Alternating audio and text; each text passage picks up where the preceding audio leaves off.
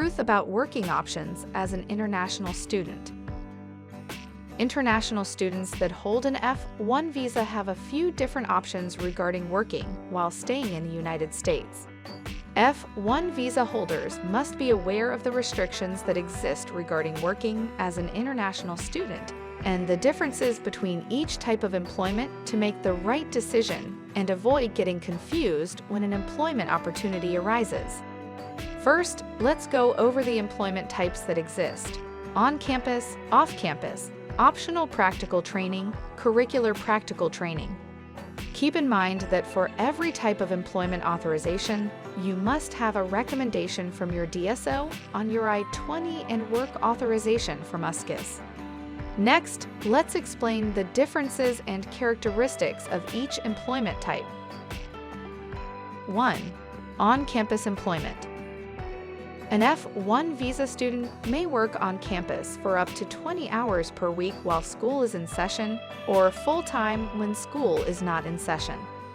An on-campus job can take place at the library, cafeteria, or any other place on the school premises that provides a service to students. You must first go through the hiring steps and notify your school DSO if you get hired so that they can help you through the process of getting a social security number. What are some of the conditions of on-campus work? The job must be located on campus, but it may be performed on off-campus premises only at the site of an educationally affiliated organization. You may continue working on campus during school breaks only if you plan to enroll in the next term. On-campus work must not exceed 20 hours per week while school is in session. You must report any change in employment to your DSO. 2. Off-campus employment. Off-campus employment is generally for economic needs and can only be attained by filing an I-765 employment authorization form with USCIS in order to gain a working permit approval from USCIS. The student must prove that they have severe economic hardship and that future work will not interfere with their studies. Here are some conditions of off-campus employment for economic-based needs.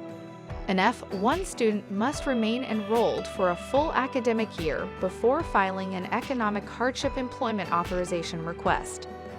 Economic hardship-based employment can only be given due to emergent situations that are out of the student's control and are preventing them from being able to afford tuition and/or cost of living. These situations may include natural disasters, wars, and financial crises.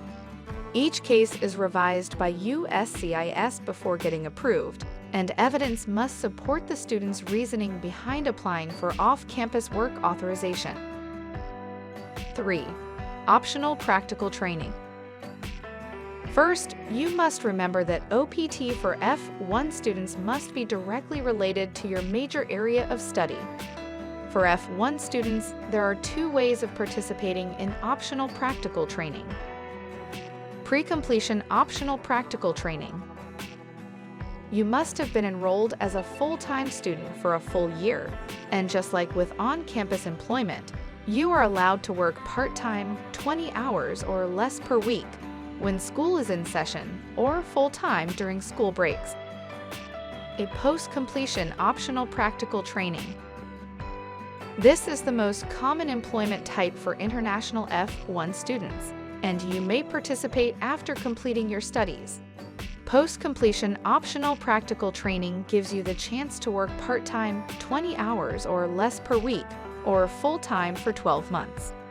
Note, it's important to keep in mind that if you wish to participate in pre-completion optional practical training, that amount of employment time will be deducted from your post-completion optional practical training authorized period. What is the STEM extension for OPT? F1 students who receive science, technology, engineering, and mathematics STEM degrees may apply for a 24-month extension of their post-completion optional practical training. 4. Curricular Practical Training, CPT. Also known as work study, CPT is work or training that is necessary to complete a degree program. Depending on your major, you may or may not qualify for CPT. Only certain degree programs that have practical experience as a part of their curriculum will require CPT.